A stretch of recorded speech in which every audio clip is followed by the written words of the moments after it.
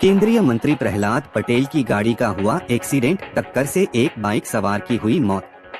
मध्य प्रदेश में केंद्रीय मंत्री प्रहलाद पटेल के वाहन का एक्सीडेंट हो गया है। ये हादसा एक बाइक सवार को बचाने के दौरान हुआ है। जानकारी के मुताबिक इस हादसे में एक की मौत भी हो गई है। मध्य प्रदेश से एक बड़ी खबर सामने आ रही है। यहाँ केंद्रीय मंत्री प्रहलाद पटेल के वाहन का एक्सीडेंट हो गया है।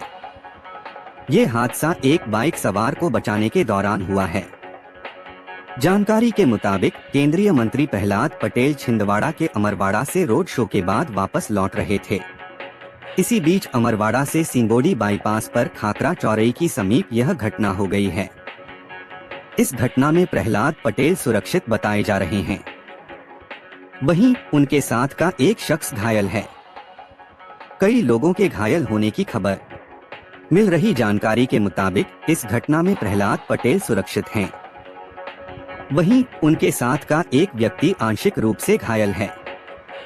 ये घटना अमरवाड़ा से सिंगोड़ी बाईपास पर खाकरा चौरई की समीप हुई है। जानकारी के मुताबिक मंत्री का काफिला जब गुजर रहा था तभी गलत दिशा से आ रहे बाइक सवार को बचाने के चक्कर में केंद्रीय मंत्री की गाड़ी हादसे का शिकार हो गई।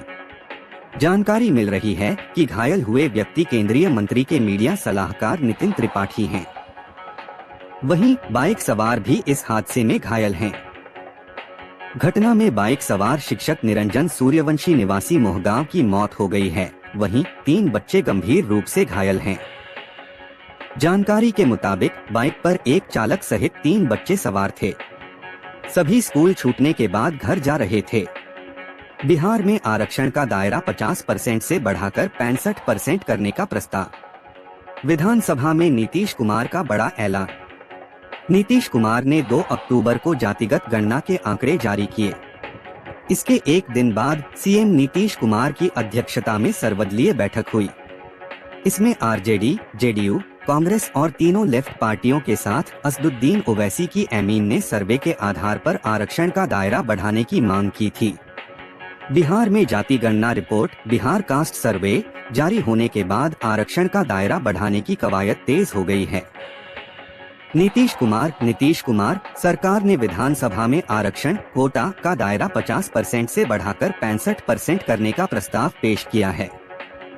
बताया जा रहा है कि नीतीश कुमार सरकार ने ओबीसी और ईबीसी वर्ग के लिए ये प्रस्ताव पेश किया है।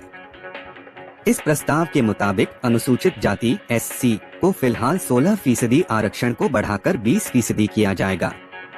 अनुसूचित जनजाति सेंट को 1% से बढ़ाकर 2% किया जाएगा।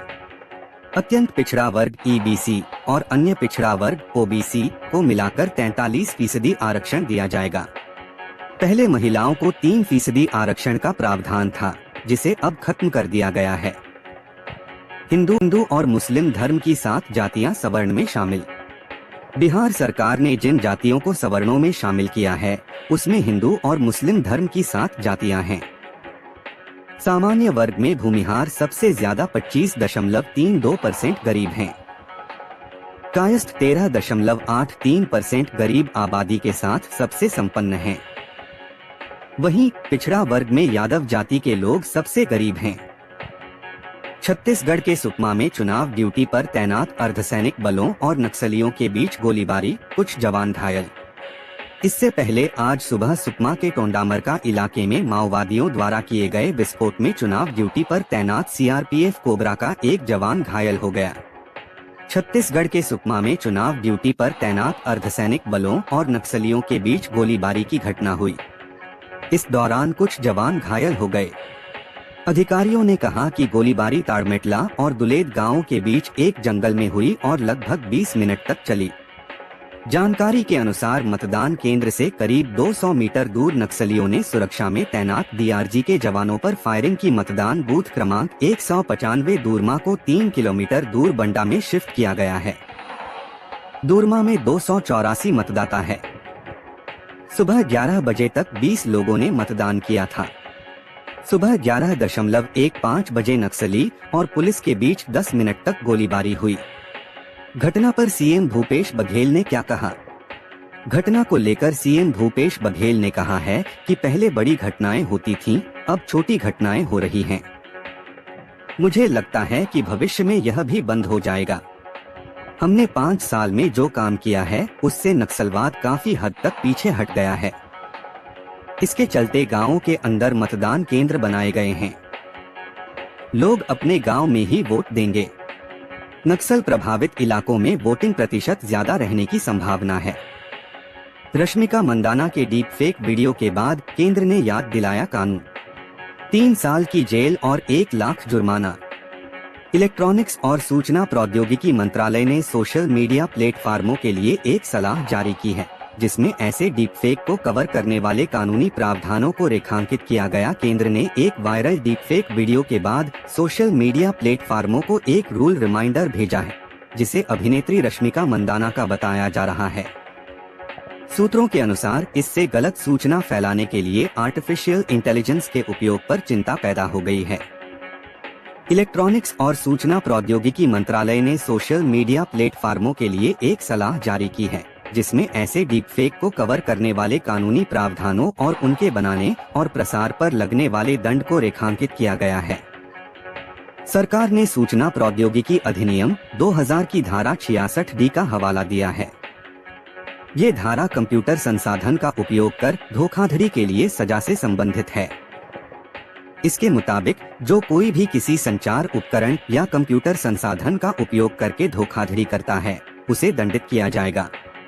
उसे किसी एक अवधि के लिए कारावास से दंडित किया जाएगा, जिसे 3 साल तक बढ़ाया जा सकता है और जुर्माना भी लगाया जा सकता है। ये 1 लाख रुपए तक बढ़ सकता है।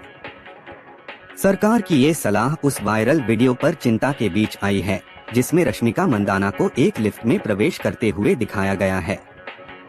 क्लिप के ट्रेंड होने के तुरंत बाद ये पाया गया कि ये वास्तव में ब्रिटिश भारतीय प्रभावशाली ज़ारा पटेल का वीडियो था।